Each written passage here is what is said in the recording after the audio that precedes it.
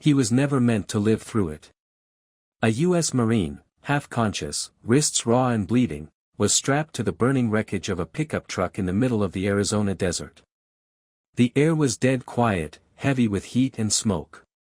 And out of that silence, through the shimmering horizon, came 3 German shepherds, scarred, thin, ghosts of their former selves. No commands guided them, no handler called their names. All they had left was instinct, and faith. They didn't know who he was. But somehow, they knew he was one of them. What they did next wasn't just rescue, it was redemption. This is a story of loyalty that needs no language, and of divine timing delivered on 4 paws. Before we begin, where are you watching from? Drop your city or country below. And if you believe God can work through animals, hit subscribe and comment Amen. Because this story, this one, is for the soul that almost gave up. The desert stretched endlessly, a sleeping beast of red rock and cracked earth beneath the burning sun. Somewhere west of Canyon Reach, Arizona, waves of heat rippled off the stone ridges. The cacti stood like old sentinels, their shadows sharp against the dust. No birds dared cross the sky. No wind whispered through the canyons. The silence was so thick, it felt alive. In the middle of that stillness, a black pickup truck sat half buried in a shallow ravine, its front end twisted and its rear axle snapped. One tire still spun weakly, a ghost of motion in the dead air. Inside the mangled frame, the heat grew unbearable. Gasoline fumes thickened the air. In the truck bed, a man lay bound and bleeding, barely conscious. Staff Sergeant Caton Marsh had survived things no man should. He was 38 years old, broad-shouldered, square-jawed, his eyes the color of a storm cloud. His skin was the kind that had been hardened by a dozen deployments, by sun, dust, and loss. Once, long ago, he'd laughed easily. But that was before Romani. Before his younger brother's last breath had gone still in his arms. Since then, Caton lived by focus and routine, efficient, relentless, numb. This mission was supposed to be simple, a covert recon of cartel smuggling routes that weaved through the southern borderlands. He'd done everything by the book, until someone in his own unit betrayed him. Now, nylon cords cut deep into his wrists. His arms were pulled tight behind his back. Blood from a gash on his temple ran down into one eye. His lower lip was split. His legs were free, but useless, a jagged shard of metal from the truck bed had buried itself deep into his thigh. The sun bore down mercilessly. The air shimmered like liquid glass. Each breath tasted like smoke and melting plastic. Caton lifted his head an inch. The truck's cab was already on fire. Flames licked toward him, greedy and fast. He tried to twist, to roll, to kick, but his body refused. A dry, desperate sob broke from his throat, more anger than fear. Not here. Not like this. Miles away, on the edge of a sun-scorched arroyo, 3 German shepherds stood motionless, eyes scanning the horizon. Dust coated their fur, their ribs showed through their coats. They were survivors, not by choice, but by circumstance. Once, they had been elite. K-9s under the Federal Tactical Response Unit, trained to track, to defend, to save. But after their handlers died in a failed convoy 2 years ago, they were declared unfit for service. Budget cuts followed. And one by one, they were quietly released into the desert, abandoned by the very system that had created them. But training like theirs doesn't fade. It buries itself deep in the bone.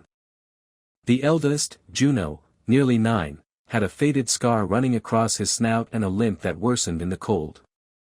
Once, he was a legend in Search and Apprehend, praised for his silent precision. Now, he led the trio with quiet authority.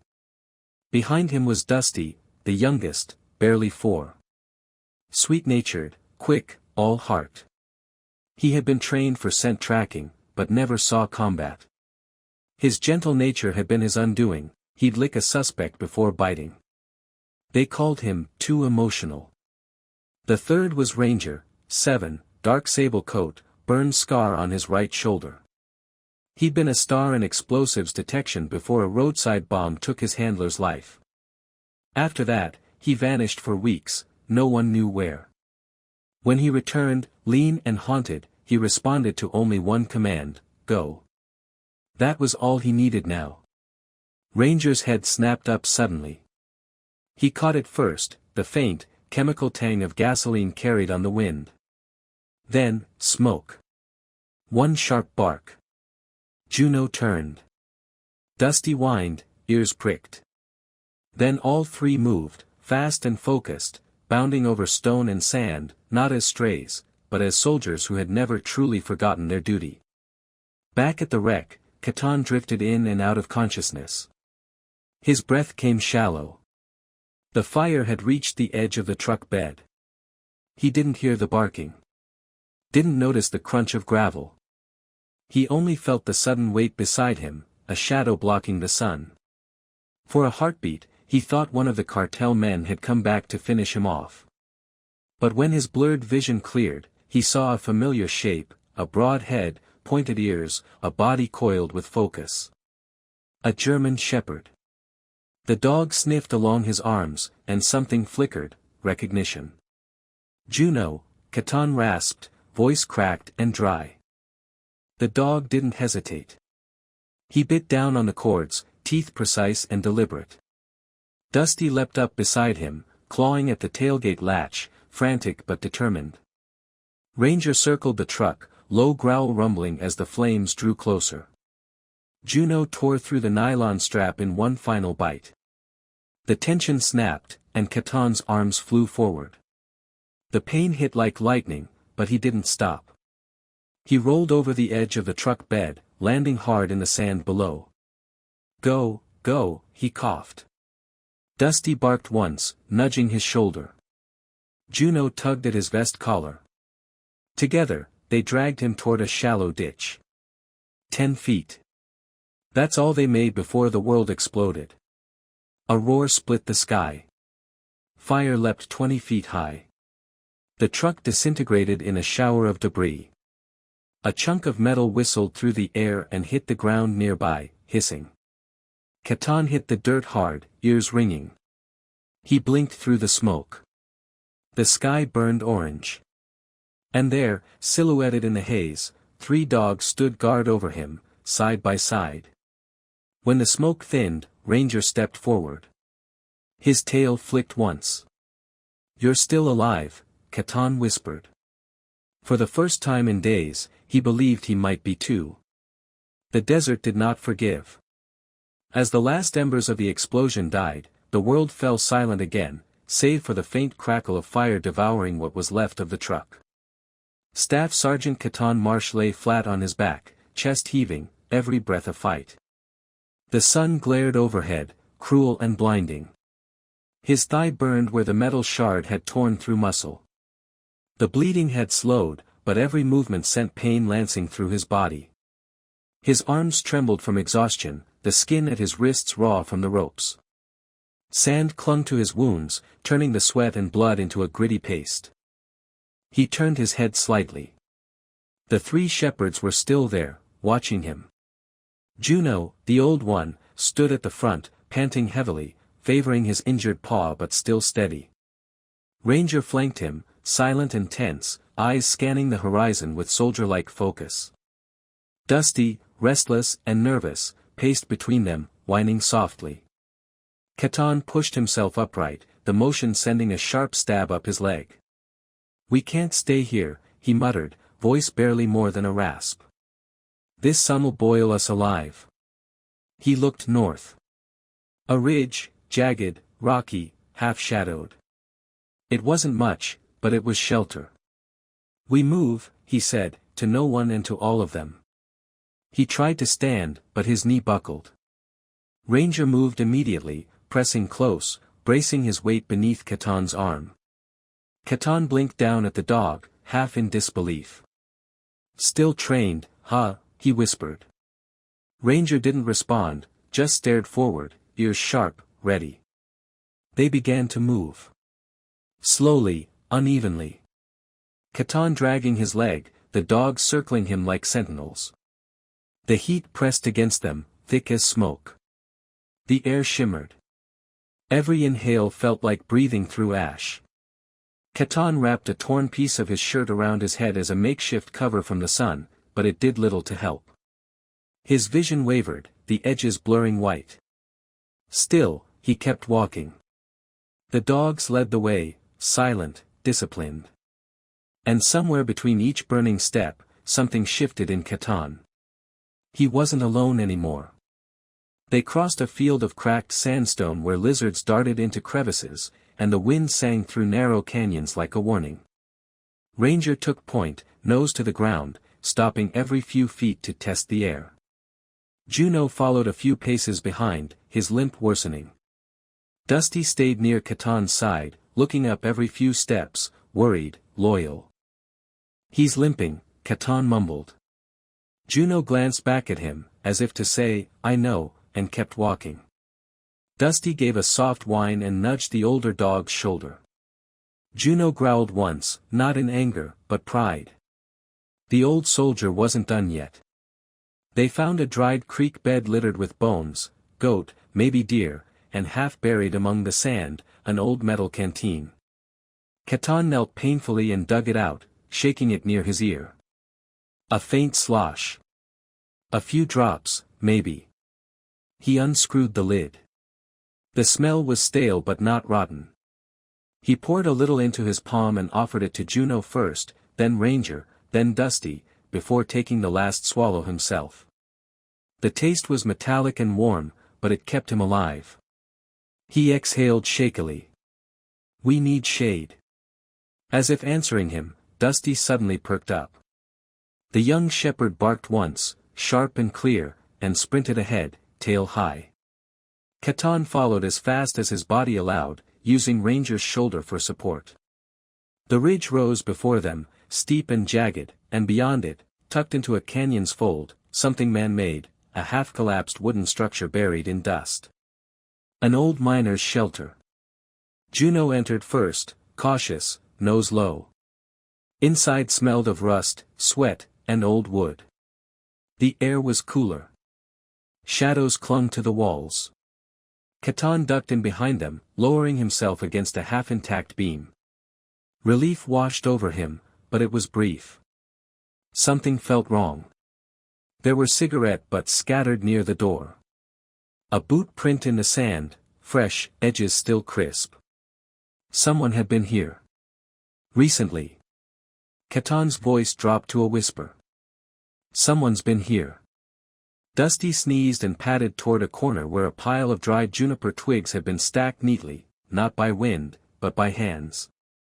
Ranger stood by the doorway, watching the canyon outside.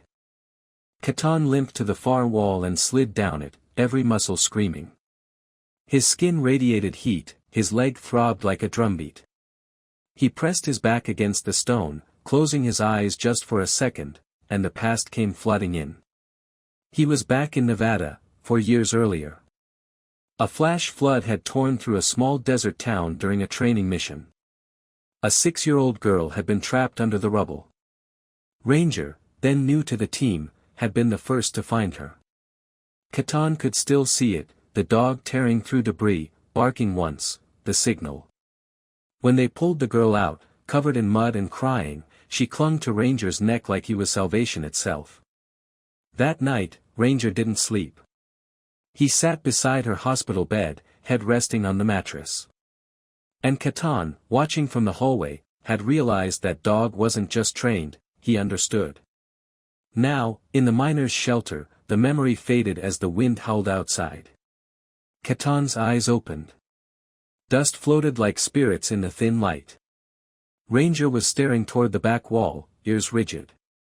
Catan followed his gaze. A strip of red cloth fluttered from a nail. He limped over and pulled it free. Civilian fabric, maybe a shirt or bandana, but it reeked of acetone. An accelerant. His stomach tightened. This wasn't a camp, he whispered. It was a setup. He turned to the dogs. Juno stood perfectly still, body taut.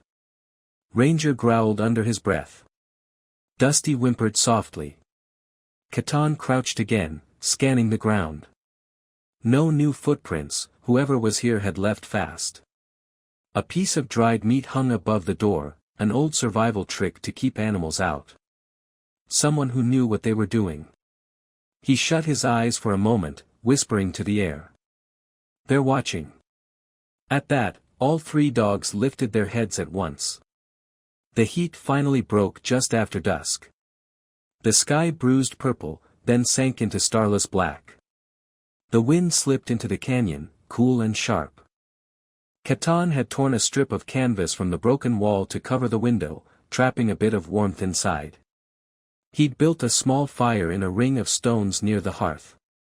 The flame was weak but steady, a single heartbeat in the darkness. Dusty lay curled near the glow, twitching in uneasy sleep. Juno rested against the far wall, licking his swollen paw. Catan limped over, kneeling beside him. Let me see, old boy.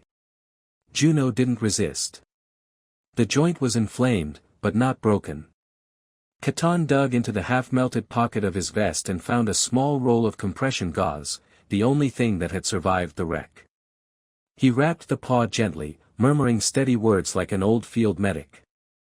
You're not going down today, he whispered. I've buried enough of you already.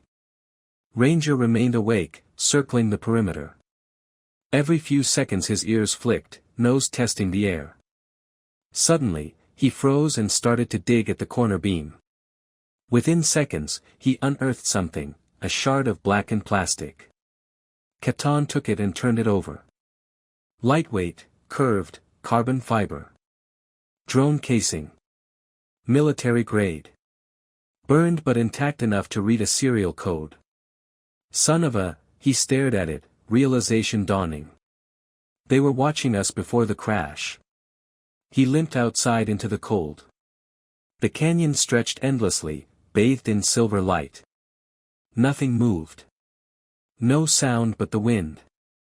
He pulled a small radio from his vest, scuffed but functional, and flipped the switch. A dim red light blinked. He pressed the transmitter. This is Staff Sergeant Catan Marsh, Unit Echo 6. Requesting emergency evac northwest of Canyon Reach. 3 survivors, 1 injured. Dogs present. Over. Static hissed. He adjusted the frequency and tried again.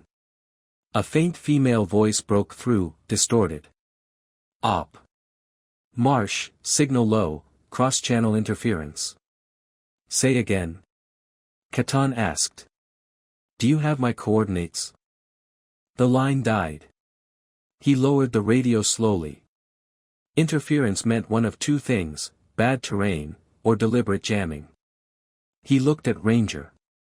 The dog was sitting in the doorway, muscles tight, eyes locked on the darkness beyond. Someone doesn't want us calling for help, Catan said quietly. He went back to the fire, feeding it another handful of sticks. Dusty shivered in his sleep. Catan reached down and brushed his fur gently. You're just a kid, he murmured. You shouldn't have been left out here. Then, a sound. Not the wind. Ranger shot to his feet. Juno followed. Dusty snapped awake, ears flat. Outside, footsteps. Slow. Deliberate. Catan grabbed a broken metal pipe from the floor and crouched near the door. Ranger slipped out first, low and silent. Catan followed, pressing against the wall. Under the faint moonlight, he saw them, footprints. Fresh. Deep. Wide-heeled. Tactical boots. Whoever made them wasn't running. They were walking. Hunting. Dusty, he whispered. Go. The young dog bolted forward, nose low. He followed the trail a dozen yards before barking once, sharply. Catan limped after him. Behind a boulder lay a cigarette butt, still warm, ember faintly glowing red. They've been here for hours, Catan muttered. He pocketed it, scanning the dark horizon. The desert was quiet again, but now he knew, they weren't alone. That night, Catan spread a torn emergency blanket across the floor and motioned for the dogs to lie close. He rested against the wall, the radio on his chest, eyes open long after the fire died down. And somewhere out beyond the canyon, under a moonless sky, another pair of eyes watched, through night vision goggles, silent, patient, waiting. Dawn came slow and bruised. The first light cut through the canyon like a blade, turning the rock walls amber and the air pale as bone. Catan Marsh blinked against the brightness, his thigh throbbing with dull, relentless pain. He hadn't slept. Neither had Ranger. The shepherd sat by the doorway, motionless, eyes narrowed toward the ridgeline. Dusty stirred near the hearth, tail twitching, half caught in a dream. Juno lay close to the door, breathing heavy but steady, his wrapped paw stiff before him. They hadn't spoken, there was no need. The evidence of what was coming was already there, scuff marks along the rear wall, a second crushed cigarette but near the stones, and just before sunrise, a sound, a footstep too heavy to be the wind. Catan knew that rhythm. Controlled, deliberate, trained. Not scavengers. Not wanderers. Soldiers. He gathered what little he had left, the radio, half a canteen, a shredded bandage kit, and the drone fragment. He slipped it into his vest pocket and crouched near the dogs. Up, he whispered. Dusty opened his eyes instantly, rising with alert focus. Juno took longer, groaning softly as he stood. Ranger didn't move until Catan did, the two locking eyes, soldier to soldier. Then Ranger turned his head toward the canyon mouth. Catan followed his gaze, and froze. Three silhouettes stood on the far ridge, moving in a staggered diamond formation. They were too organized. Too precise. Through the morning haze, Catan saw their uniforms, desert camo, no insignia, tactical gear stripped of ID tags. The man at the front was tall, lean, confident in every motion. His rifle hung loose, but ready, like an extension of his arm. Behind him came a broader man, compact, scanning the ridge with a compact scope. The third trailed slightly, younger, restless, his helmet tilted awkwardly, his gear too new. Catan's stomach turned to stone. He knew their kind. Mercenaries. Hired ghosts who fought for whoever paid the most. The kind that erased witnesses instead of rescuing them. He clenched his jaw and motioned sharply. Out the side wall. Now. The dogs obeyed without hesitation. Ranger first, then Dusty, then Juno. Catan followed last, slipping through a broken panel of wood. They emerged into the canyon's western stretch, an area the locals called the Burning Ridge. The name didn't come from fire, but from the blood-red rock that trapped heat like an oven. The air shimmered even at dawn. It was dangerous ground. Narrow choke points, steep drops, nowhere to hide. But it was the only route away. They climbed. Loose gravel slid under Catan's boots, every step sending fire up his thigh. Twice he nearly fell, each time caught by Dusty pressing against him for balance. Juno limped along the edge, scanning every new turn, stubbornly pushing forward. Ranger took point, head low, body tense, leading them upward in silence. Behind them, faint echoes of boots. Closer now. Measured. Confident. Too close, Catan whispered, glancing back. He couldn't see them, but he could feel them, the precision, the calm. The way trained men moved. They pushed harder. The ridge narrowed to a knife-edged trail, cacti looming like sentinels. Catan's breath came shallow, his vision flickering with the heat. Then, a sound. A sharp, metallic twang. Juno yelped, sudden and raw. Catan spun around. The old shepherd had fallen sideways, half into a patch of rock and scrub. A coil of wire had snapped tight around his rear leg, camouflaged beneath sand. A trap. Hold on. Catan dropped beside him, fumbling for the wire.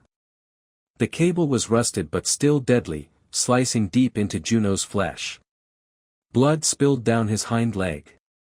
Every time he moved, it tightened.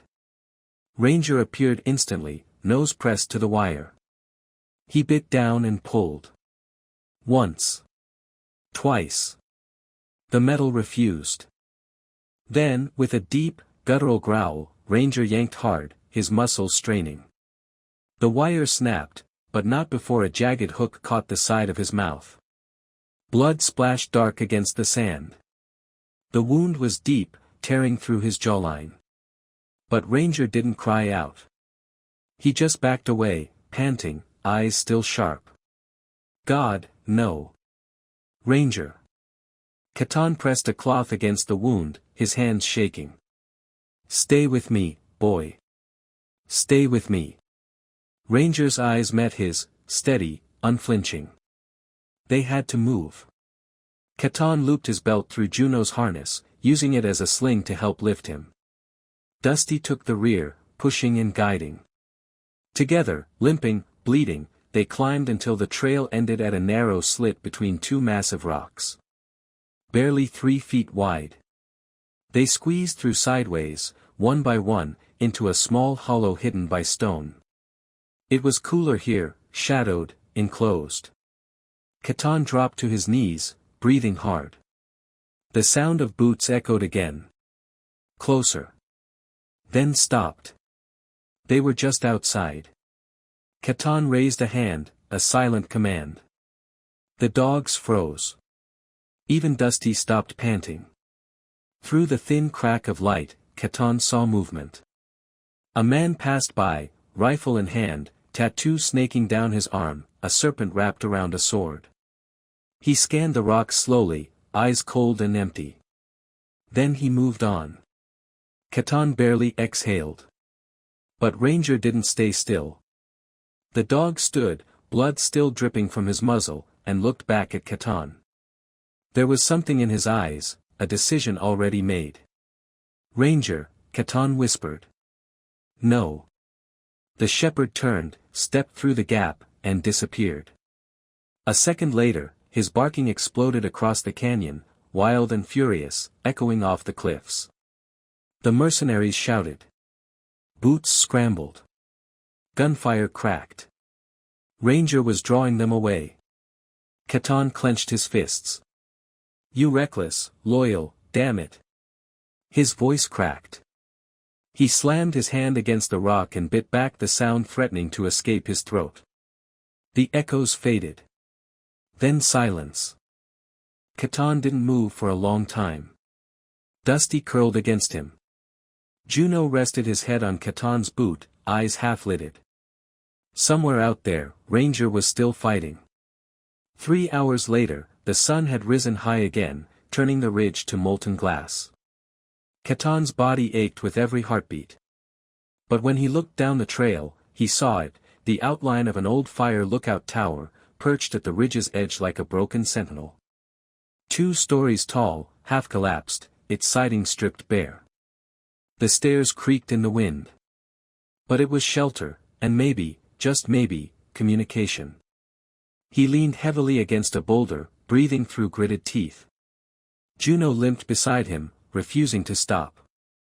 Dusty walked close, his tongue dry, his pace slowing. Catan glanced behind them, no movement. Just heat and dust. Ranger's barking had long gone silent. He didn't let himself think about what that meant. He turned back to the tower. Come on, boys. Almost there. The wooden steps groaned under their weight, but held. Inside, the lookout was one large, empty room. Dust and cobwebs coated everything. A broken cot sat in the corner, one leg missing. A rusted stove leaned against the wall. And in front of the largest window, a desk, bolted to the floor. On top of it, an old military radio console, wires hanging like veins. Juno immediately curled near the cot, chest rising and falling fast. Dusty hesitated at the door before entering, tail low. Catan shoved the door shut and wedged a broken chair under the handle. It wouldn't stop bullets, but it might by seconds. He limped to the desk, ran his hand across the dust-covered surface, and stared at the radio. "You used to save lives," he muttered. "Let's see if you've got one left in you." He flipped the power switch. Nothing. He opened the battery panel. Empty. Checked the backup. Dead. He cursed softly, then stopped. In a cabinet below, his fingers brushed against a metal case. He pulled it free. A battery pack, dusty, but intact. He plugged it in. A red light blinked once, twice, steady. Catan smiled faintly. "Let's sing, sweetheart." He tuned to a rescue frequency, 146.5 MHz. Then he pressed the mic. "This is Staff Sergeant Catan Marsh requesting immediate evac. 2 injured. Coordinates." He checked his wrist beacon, still blinking faintly. "Burning Ridge Lookout, west of Canyon Reach. Repeat, requesting extraction, over." Static. Then, a faint crackle. "Copy Marsh, broken transmission, relay coordinates." Relief surged through him. He leaned closer. "Sending flare signal at sunrise. Hostiles in area. Extraction required. Confirm, over." A pause. Then a faint voice again. "Confirmed, hold position, unit inbound." Catan exhaled, long and shaky. Thank God. He slumped back against the cot. For the first time in days, hope didn't feel like a lie. Dusty nuzzled his knee. Catan smiled faintly, resting a hand on the dog's head. "We made it, kid." Then Dusty growled. Low. Uneasy. Catan froze. Footsteps. Slow. Measured. Climbing the tower stairs. 1. 2. Pause. Catan's hand went to the makeshift pipe still tucked in his waistband. His heart thudded. Then, a single bark outside. Short. Familiar. He dropped the pipe, stumbled to the door, and pulled it open. There stood Ranger. Covered in dust and blood, right shoulder torn open, fur matted. In his mouth, a small black medkit, standard issue for fire teams. He dropped it at Catan's feet and collapsed sideways, panting hard, eyes half closed but alive. "Ranger," Catan whispered, kneeling beside him. "You beautiful, stubborn thing." He opened the kit, gauze, burn cream, trauma shears, 2 antibiotic injectors. Ranger had found it, somewhere out there, wounded and hunted, and brought it back. Catan's hands moved fast. He injected himself, then cleaned and dressed Ranger's wound. The dog didn't flinch, only watched him with steady, unbroken focus. Juno crawled closer, pressing his muzzle against Ranger's side. Dusty barked softly, like a question. Catan leaned back, exhausted. "They hurt us," he said quietly. "But we're still here." Outside, the wind howled through the ridge, but inside that crumbling tower, for the first time in a long while, there was something that felt like peace. The morning dragged on with the slow rhythm of survival. Inside the lookout tower, the air hung heavy, thick with smoke from the small stove fire and the sharp scent of antiseptic from the medkit Ranger had delivered. The room glowed in muted orange, light filtering through cracked panes of dusty glass. Catan sat near the window, his shoulder pressed against the wall, pistol resting on his thigh. His breath fogged the glass with each exhale. Outside, the ridge stretched empty, quiet enough to make a man doubt his own heartbeat. The fire in the stove had burned down to a faint red glow. Juno dozed near the door, still alert even in rest. Dusty paced restlessly, tail low, ears twitching. Ranger lay beside Catan, head on his paws, chest rising and falling slow but steady, his shoulder wound freshly wrapped. Catan reached down and scratched behind Ranger's ear. "You came back from hell for us," he murmured. "Guess I owe you one." He looked at the radio again. It crackled occasionally, faint static, half-broken transmissions, maybe from patrols or civilian frequencies. None familiar. None friendly. The flare gun sat ready by the window. He'd promised to fire it the moment extraction arrived. But part of him didn't believe the helicopter would come. Not yet. Not while they were being hunted. His gut told him the quiet wouldn't last. And he was right. Dusty froze mid-step, head turning sharply toward the door. A low growl rumbled in his throat. Juno lifted his head. Ranger's eyes snapped open. Then came the sound, boots on gravel, multiple sets, moving in perfect rhythm. Caton's blood ran cold. He crawled to the window and peered through a crack in the wooden shutter. 3 figures emerged from the tree line below, moving in a triangle formation. And at the center, the leader. Caton's heart clenched when he saw the man's face. He knew it. He'd hoped never to see it again.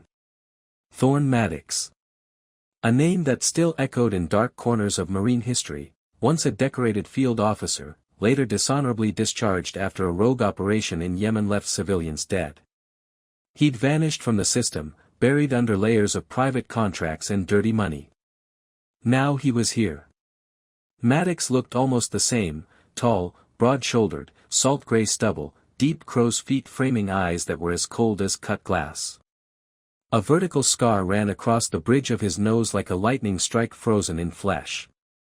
To his left, a thick-necked man carried a shotgun tight to his chest, Jace Harrow.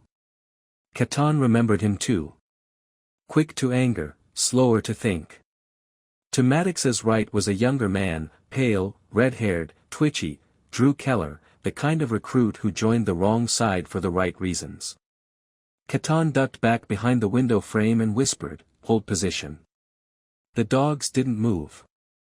Every muscle in the room went still. Outside, Maddox's voice carried easily through the wind. Calm. Controlled. Cruel. Caton Marsh, he called. Heard you were dead.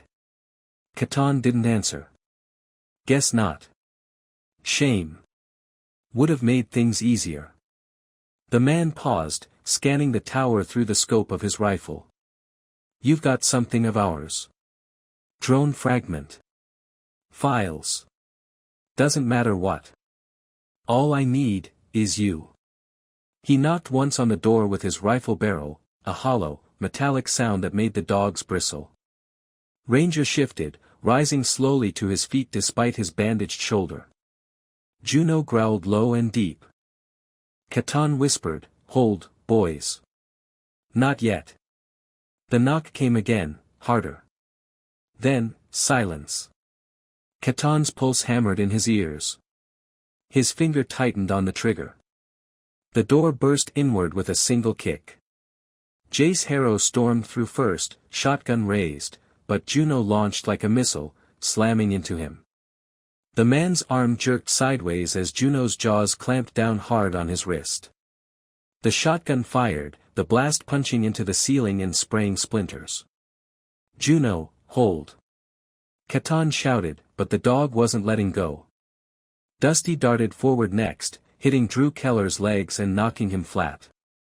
The young mercenary cried out, struggling beneath the sudden weight. Caton spun toward the doorway just as Maddox entered, rifle already aimed. But before he could fire, Ranger lunged. The injured shepherd crashed into Maddox with raw force, teeth locking onto his forearm. The rifle went off, a single wild shot that tore through the wall. Maddox snarled, not in pain but rage, dropping the weapon and yanking a combat knife from his belt. He drove it down, straight into Ranger's shoulder. "Ranger!" Caton roared. The blade hit deep, blood spreading fast, but Ranger didn't let go. His jaws tightened. Maddox's wrist twisted with a sickening crack. Caton didn't think. He raised the pistol and fired. The bullet struck Maddox in the knee. The man collapsed, crashing backward, Ranger still locked on his arm. Across the room, Drew scrambled for his pistol, but Dusty was faster, slamming into him again, sending the weapon skidding across the floor. Harrow swung wildly, trying to shake Juno off his arm, blood dripping between his fingers. Catan turned the gun toward Maddox, who was crawling, one leg useless, eyes blazing with hatred. "Enough," Catan said, voice low but steady. Maddox spat blood. "You think this ends here?" "I think it ends with you on the floor and me waiting for that chopper." Juno snarled, still holding Harrow pinned. Catan glanced back. "Release." The old dog hesitated, then obeyed, stepping back with a warning growl. Catan moved quickly, collecting the zip ties from Drew's dropped pack. He bound all three men, wrists tight, ankles together, rough but secure. Dusty limped over to Ranger, who now lay bleeding, his breathing shallow but steady. Catan tore his sleeve and pressed it against the wound. "Stay with me, buddy. You hear me?" he whispered. "Stay with me." The air outside vibrated, a faint, rising hum. Catan froze, listening. Then he heard it, the thrum of rotor blades. He scrambled to the window and fired the flare. A red streak shot into the sky, painting the canyon with light. Seconds later, a black and red helicopter broke through the clouds, banking low toward the ridge. On its side, the emblem of Arizona Rescue Tactical Division. It descended fast, wind blasting through the broken windows. Dust and sand swirled around the tower. Catan turned toward the dogs. "They're here. We made it." The helicopter skids touched rock. Medics poured out, weapons ready, eyes sweeping the area. Leading them was a woman, mid-40s, lean, long-limbed, her tactical vest marked Captain Sarah Voss. Her face was weathered by sun and years of rescue work, her gaze sharp, unwavering. She spotted Catan immediately. "Staff Sergeant Marsh." He nodded, blood and soot streaking his face. "3 hostiles restrained. Requesting medevac for myself and my dogs." Sarah moved fast. She knelt beside Ranger first, gloved hands pressing firmly against the bleeding wound. "Pulse weak, but steady," she said to her team. "We've got him." Juno and Dusty were lifted next, wrapped in thermal blankets and carried carefully onto the chopper. Catan followed, limping heavily, one arm braced by a medic. As the helicopter rose into the air, he looked down one last time at the lookout tower. Smoke curled from the stove chimney. The 3 bound silhouettes sat slumped against the wall, silent, defeated. The ridge shrank beneath them. And for the first time in days, the desert wasn't silent anymore. They were going home. The sound of the helicopter faded into the hum of generators and the sharp scent of antiseptic. They had made it back, but not yet home. The temporary field hospital outside Fort Cavell was a maze of tan canvas and cold metal. Medical tents stood in perfect rows beneath floodlights that cut through the dusk. The air buzzed with clipped orders, the clang of equipment, and the tired rhythm of a base that never truly slept. Staff Sergeant Catan Marsh sat on the edge of his cot, wrapped in a navy thermal blanket. The adrenaline had worn off, leaving behind nothing but exhaustion and the deep ache of half-healed wounds. His thigh was stitched and bandaged, his jaw bruised purple where Keller's elbow had caught him during the fight. But none of that mattered. Across the courtyard, under another tent, was where Ranger lay. The flap of that tent had opened and closed at least a dozen times since they arrived, medics going in, carts rolling out. Every time, Catan's heart seized a little tighter. At his feet, Dusty slept, head resting in the curve of Catan's boot. Juno lay nearby on a folded mat, chest rising and falling slow, his bandaged paw stretched before him like an old soldier refusing to quit. When nurses passed by, some stopped to look, a Marine and his dogs, battle-worn but breathing. One young nurse crouched briefly beside Juno and scratched behind his ear. He tolerated it with stoic dignity. Across the compound, a tall, broad man approached, crisp uniform, square-framed glasses slipping down his nose, a leather folder tucked under one arm. Major Elias Trevitt. Internal investigations. The kind of man who usually arrived when something had gone wrong. He stopped in front of Caton's cot, eyes unreadable. Marsh. Major. Caton's tone was neutral, weary but steady. Trevitt studied him for a long moment before speaking. 3 men detained. Ex-military, all off the record. Equipment traced to black market caches in El Paso and Tucson. You didn't just survive out there. You blew a hole in something much larger than we thought. Caton said nothing. His gaze drifted again toward Ranger's tent. Trevitt sighed softly. You disobeyed a direct order. Took a team of decommissioned K-9s into an active recon zone with no human backup. No confirmed comms. You know what that looks like on paper? Caton looked up at him, eyes sharp despite the fatigue. It looks like survival. The major tilted his head, half a smirk tugging at his mouth. Some men would be facing demotion for less. I'm not some men. No, Trevitt said quietly, flipping open the folder. You're not. He handed Caton a sheet. The paper was official, letterhead stamped and signed. Promotion recommendation, Captain. Field service commendation. Reassignment with Special K-9 Division. Caton blinked, his jaw tightening. You're serious? Completely. Trevitt adjusted his glasses. But there's one catch, the dogs. You're asking to keep all 3? Yes. Rangers tagged for retirement. Juno's arthritic. Dusty never passed combat clearance. They earned their place, Caton said simply. You didn't see what I saw. Trevitt studied him for another long beat, then closed the folder. You realize that means they're your responsibility, medically, legally, behaviorally. I know. The major gave a quiet, resigned chuckle. You don't make anything easy, do you? No, sir. Trevitt nodded once. I'll make the paperwork happen. But Marsh, he hesitated, then added softly, you didn't just survive that canyon. You exposed something dangerous. Some of the names in those files.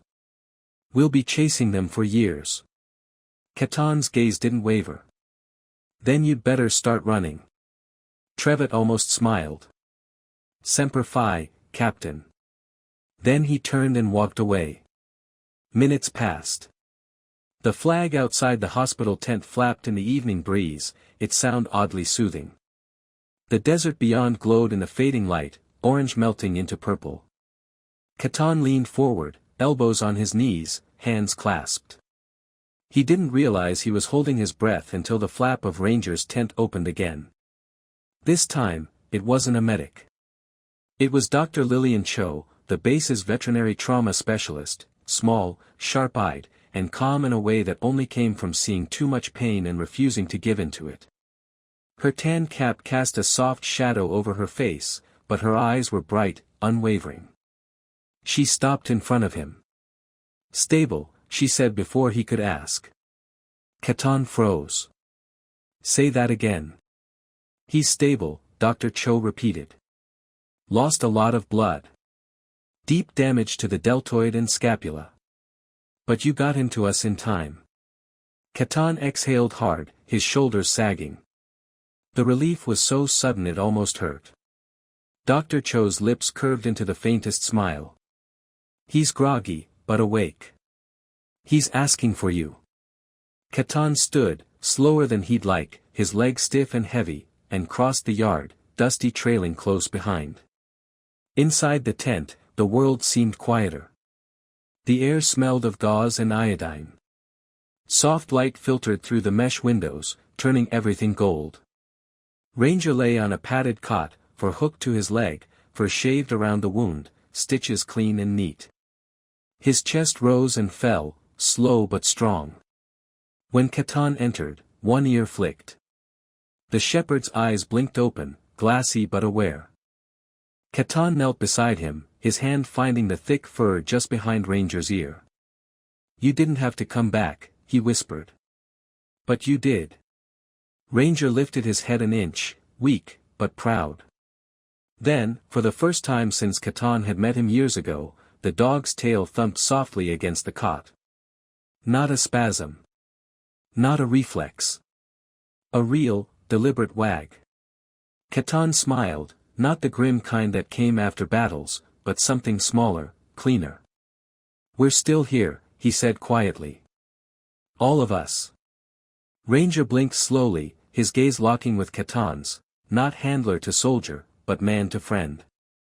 Outside, the camp buzzed with noise, radio chatter, orders barked, vehicles rumbling to life. Missions continued. Lives moved on.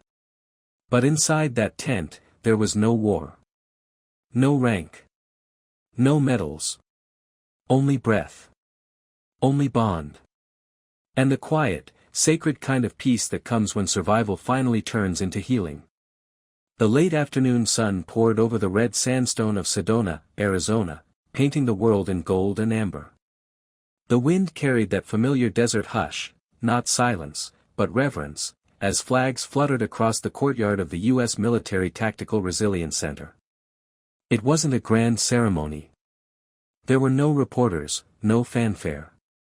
Just a small wooden stage, a handful of folding chairs, and the soft murmur of soldiers, medics, and local officers who had come to witness something rare. At the edge of the platform stood Captain Catan Marsh, dressed in full uniform. The scars along his jaw were still pink, but his posture was steady, his presence unmistakably Marine. The wind tugged at the hem of his jacket, carrying the faint metallic rattle of medals earned long before this day. Beside him sat his three partners, survivors, warriors, miracles. Ranger, fur newly grown over the scar at his shoulder, wore a deep navy K9 harness embroidered with golden thread, still here. His eyes followed Catan's every motion. Juno, his coat brushed to a sheen, stood regal despite his age, tail lifted proudly. And Dusty, ever anxious, blinked at the crowd, pressing a little closer to Catan's boot, tail flicking with quiet nerves. 3 leashes. 3 second chances. Colonel Marcia Langley approached the podium. She was tall, silver-haired, with a presence that carried the calm authority of someone who had seen far too many soldiers come home in pieces, some physically, others in spirit. Her uniform was immaculate, but her gaze was soft. When she spoke, her voice carried easily through the still air. "Today's ceremony isn't in any handbook," she began. "It's not in the regulations, and it's not about rank. Today, we're here for something the rulebooks can't measure, loyalty." She looked over the crowd, her expression solemn. Last week, 1 Marine and 3 retired K-9s dismantled a covert network that had evaded federal agencies for over 2 years. They did it not because they were ordered to, but because they refused to let each other die. The audience fell silent. Even the wind seemed to pause. These animals, once written off as too old, too broken, too soft, reminded us what service really means. Not obedience. Not even bravery. Something greater. The will to come back when everyone else gives up. Her gaze shifted to Catan. "We used to think we were the guardians, that we decided who mattered. But this week, we learned that sometimes the ones we overlook are the ones who come back for us when the smoke clears." The crowd stirred, quiet nods, a few wet eyes. Langley gestured for Catan to step forward. "Captain Marsh, if you will." Catan moved to the center of the stage, his limp subtle now, his movements careful but strong. The dogs followed him almost in unison, their pacing precise, almost ceremonial. Langley opened a small velvet case and held up 3 silver badges, each engraved with a single word, Valor. "Today," she said, "we award the honorary service badge to 3 K-9s whose actions redefined what courage looks like. This is the first time an entire retired unit has been recognized in this way, and I pray it's not the last." Applause rippled softly through the audience, not loud, not performative, but genuine. Catan knelt first before Juno, the old warrior who had once been cast aside, who had led even when limping. He clipped the metal to his harness and whispered, "Still leading, old boy." Then Dusty, the youngest, once labeled too gentle for combat, who had carried courage in his heart when his body trembled. Catan smiled faintly as he fastened the badge.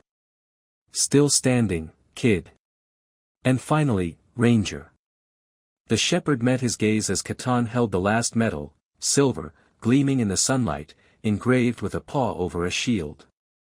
Catan looped it around Ranger's neck and paused, his voice a whisper. "No one left behind. Not ever again." Ranger looked up at him, and for that moment, something passed between them that words could never hold.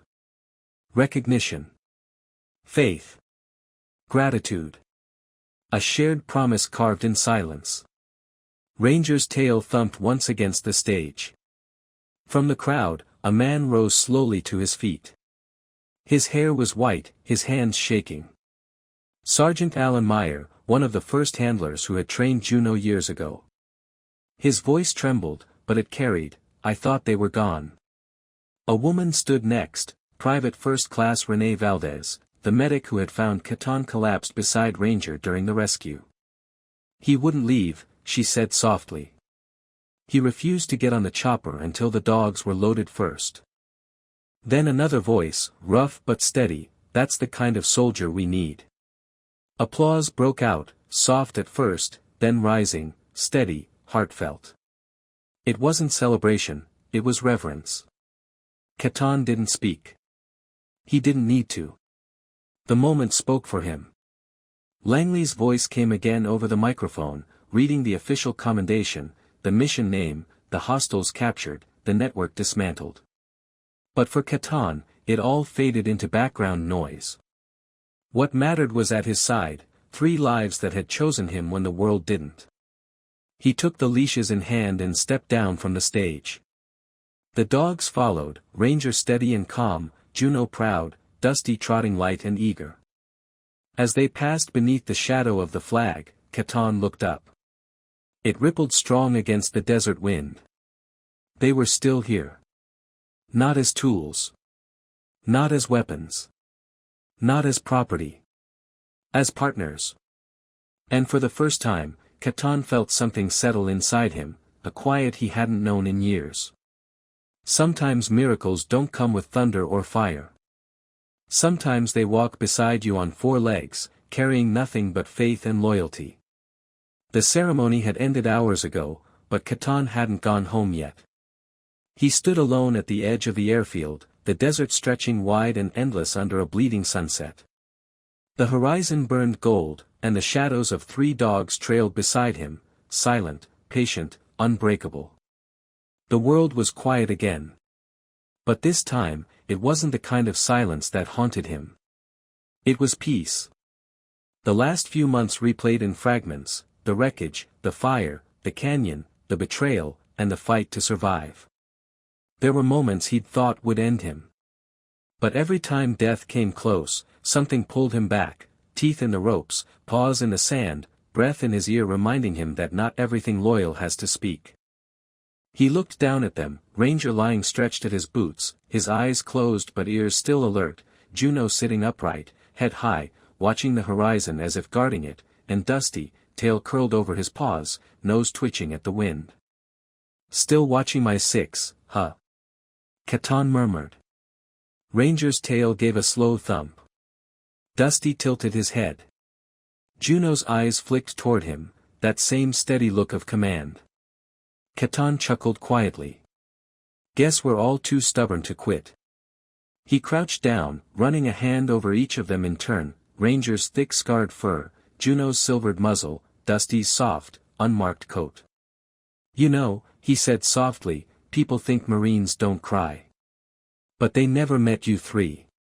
The dogs watched him quietly, as if they understood. A soft gust of wind moved through the desert grass. The sun dipped lower, and the sky deepened to copper. Somewhere far off, a coyote called, a lonely, echoing note that faded into the canyon's bones. Catan's voice grew quieter. "When I was trapped out there, I thought God had forgotten me. Thought maybe that's how it ends, silent, unseen. But then I heard paws. Heard you. And I realized maybe God doesn't always send angels with wings. Sometimes he sends them with fur. He looked back toward the horizon, where the sun had become a thin red sliver. You didn't just save me, he whispered. You reminded me who I was. Later that night, the base lights flickered across the training field. The dogs had been cleared for limited duty, not combat, but rehabilitation work with veterans and trauma patients. The new program, authorized by Colonel Langley herself, was called Operation Second Watch. Catan walked them through the open field, leash in one hand, coffee in the other. A dozen soldiers, men and women still raw from war, sat quietly nearby, waiting. Some in wheelchairs, some with prosthetics, all carrying the invisible weight of what they'd seen. Ranger approached one of them, a man with bandaged hands and distant eyes. Without hesitation, the shepherd laid his head gently in the man's lap. The soldier froze, then exhaled, his shoulders trembling as he began to cry. Catan watched, silent. He didn't need to explain anything. Juno settled beside another patient, resting his chin across the man's knee. Dusty trotted off to play fetch with a young medic who'd lost her brother in the line of duty. Everywhere Catan looked, he saw healing, not grand, not loud, just quiet moments of trust rebuilding what the world had broken. Langley passed by and stopped beside him. They listen better than most people. Catan smiled faintly. That's because they don't talk back. She chuckled softly, then looked out at the field. You know, Captain, maybe this is where you were supposed to end up. Maybe, he said. Then, after a pause, but I think we all just found our way back. Weeks later. The wind moved through the open plains like a whisper. Ranger's recovery had been slow but remarkable. His fur had grown back over the scar, and his stride, though stiffer, was strong again. The three of them lived in a modest cabin just outside Sedona, donated by the foundation that had honored their service. It wasn't much, one floor, wide porch, surrounded by open desert, but it was home. Every morning, Catan brewed black coffee and sat outside with the dogs. No drills. No alarms. No gunfire. Just peace. He'd talk to them sometimes, not about war, but about the future. About the training program, the new recruits, the veterans who smiled again. About second chances. And every time he finished talking, Ranger would nudge his hand. Juno would rest his head on Catan's knee. Dusty would flop onto his back, begging for a belly rub. It was their answer. It always had been. Weeks turned into months. The story of the Marine and his three dogs spread quietly across the country, told by veterans, medics, and strangers online. People didn't remember the classified details. They remembered the heart of it, the man tied in a burning truck and the dogs who refused to let him die. It became more than a story. It became a symbol, a reminder that loyalty, in its purest form, doesn't fade with time or distance. It survives fire, betrayal, and silence. Somewhere out there, other soldiers started adopting retired K9s again. Abandoned dogs found new homes. And for the first time in a long time, people started to believe that maybe, just maybe, miracles walk on four legs. One evening, as twilight painted the sky, Catan sat on the porch with his journal open. The dogs lay sprawled around him, dozing in the cooling air. He wrote slowly, his handwriting rough but deliberate.